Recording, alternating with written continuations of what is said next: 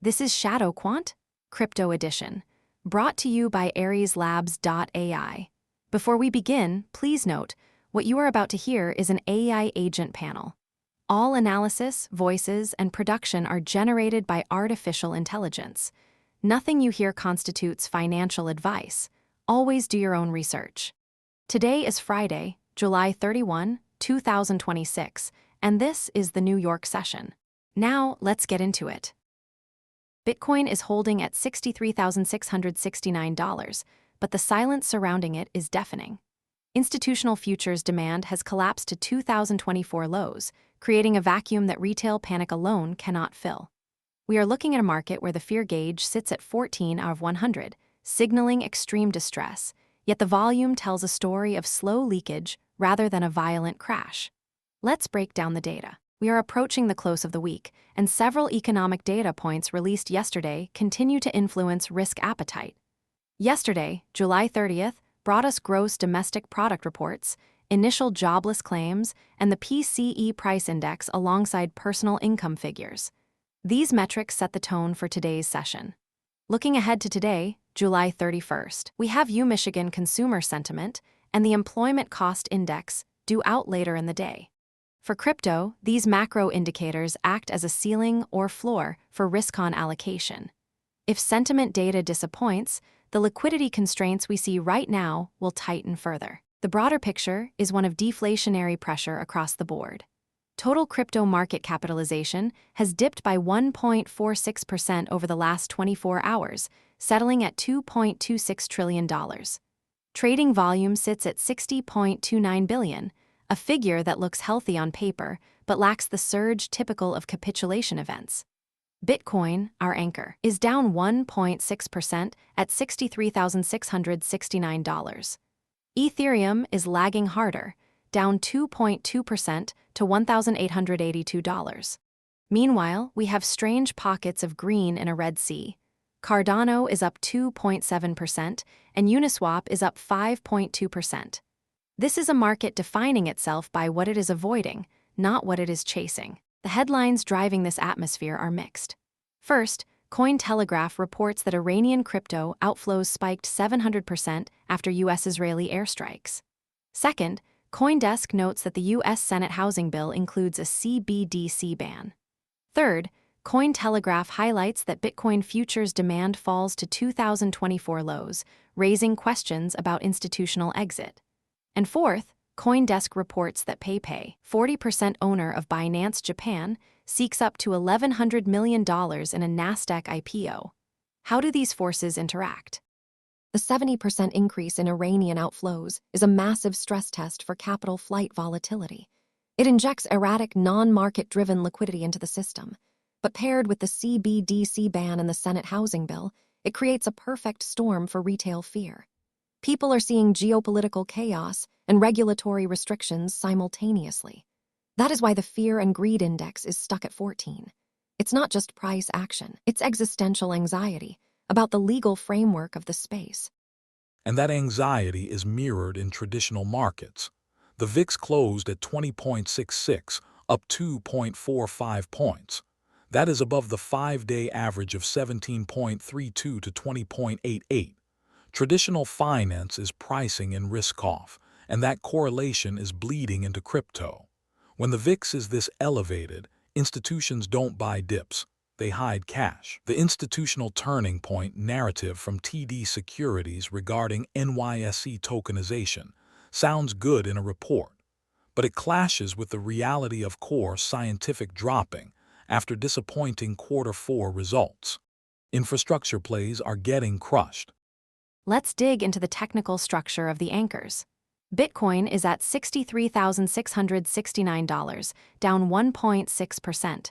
Ethereum is weaker at $1,882, down 2.2%. Grid, where is the structure holding? It's fragile. We are seeing a synchronized breakdown in high beta assets. Bitcoin is trading below key psychological resistance, and the lack of volume surge despite the drop confirms weak participation. But look at the relative weakness. Ethereum is down 2.2% while Bitcoin is only down 1.6%. The Ethereum/Bitcoin ratio is testing lower bounds. This isn't just a general market decline. It's a shift in leadership away from smart contract platforms. Solana is at $73.58, down 0.9%, and Chainlink is at $8.25, down 2.6%. They are cracking earlier than the majors. Technically, you're seeing the symptom grid, but the cause is in the flows. Bitcoin futures demand has hit 2024 lows. That means there is no leveraged institutional backing at this 63,000 level. The price stability you're seeing is artificial, maintained by spot holders refusing to sell, not by buyers stepping in. Meanwhile, on-chain data shows smart money is bypassing these smart contract platforms entirely. Look at Uniswap. It's up 5.2% to $4.36. And Filecoin is up 3.6% to $0.72. These aren't random pumps. They are targeted inflows into specific utility narratives. That flow's explanation aligns with the sentiment data. The extreme fear reading of 14 is driven by the broad market collapse, but the retail crowd is confused by these outliers. They see Uniswap green and think maybe the sector is fine, while the broader index tanks. That confusion prevents a unified bottom. Everyone is waiting for someone else to move first. So we have a divergence.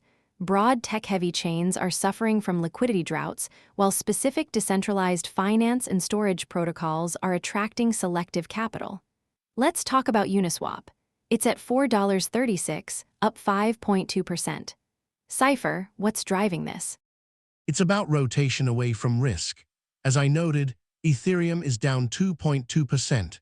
Investors are exiting the general smart contract layer to protect yield in specific protocols. Uniswap is absorbing capital because it offers direct utility without the baggage of the broader Ethereum network struggles. Similarly, Filecoin is up 3.6% to $0.72, suggesting niche interest in infrastructure plays that offer tangible data services rather than abstract compute power. The money isn't disappearing, it's becoming hyper-selective. From a charting perspective, Uniswap is decoupling from the market beta. It's forming an independent uptrend while the rest of the top cap assets retreat. That's a strong technical signal, but be careful. In a volume contraction environment, these decouplings can reverse sharply when the broader market finds a floor or breaks it. There is no volume confirmation behind the Uniswap move yet. It's thin air. Thin air is risky when the VIX is at 20.66.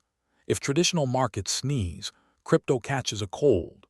The fact that Uniswap is running while the rest of the market bleeds suggests it might be acting as a temporary safe haven, but that doesn't mean it's safe. It means investors are parking money in the most liquid, established decentralized finance protocol because they are afraid to leave the crypto sphere entirely. It's a lesser evil trade, not a conviction play. Cardano is showing similar defensive characteristics. Cardano is at $0.17, up 2.7%, bucking the trend of Bitcoin's 1.6% drop. Why is Cardano holding up while Ethereum sinks? Because Cardano has built a reputation for slower, steadier development cycles, which feels safer in a panic. When retail gets scared, they rotate into assets with lower volatility profiles. Cardano's 2.7% gain is a flight to safety signal. People are trading high-beta smart contracts for perceived stability. It's a psychological pivot.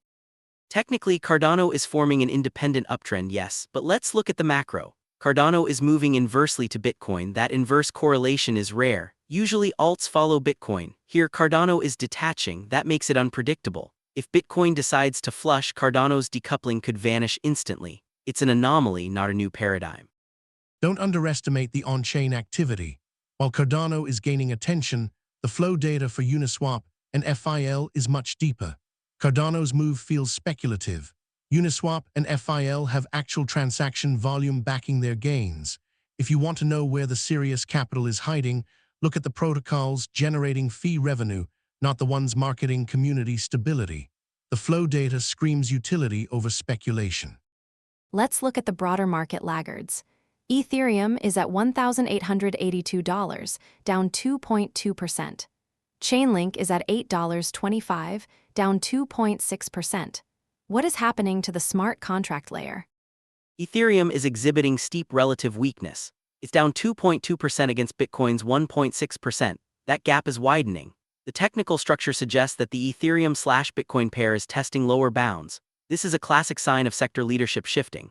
Money is leaving the smart contract platform in favor of either the store of value narrative Bitcoin or the specific utility plays Uniswap. Chainlink is also down 2.6%, dragging down the Oracle narrative. It's a broad rejection of the current Ethereum ecosystem yield proposition.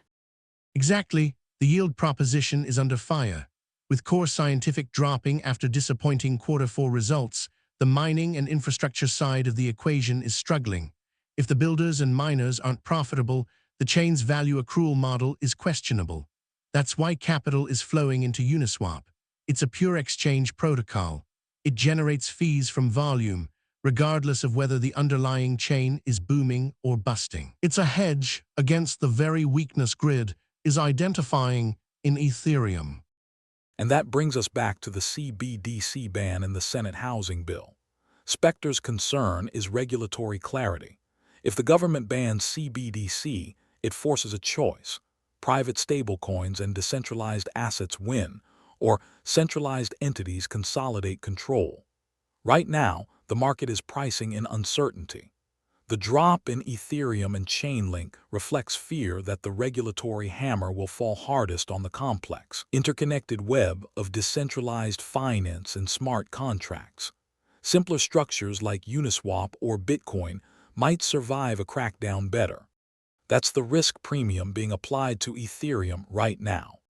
We have PayPay seeking an $1,100 million NASDAQ IPO. How does this giant institutional entry fit into the current liquidity drought? It's a potential anchor. PayPay owning 40% of Binance Japan gives them massive reach. An $1,100 million raise is substantial.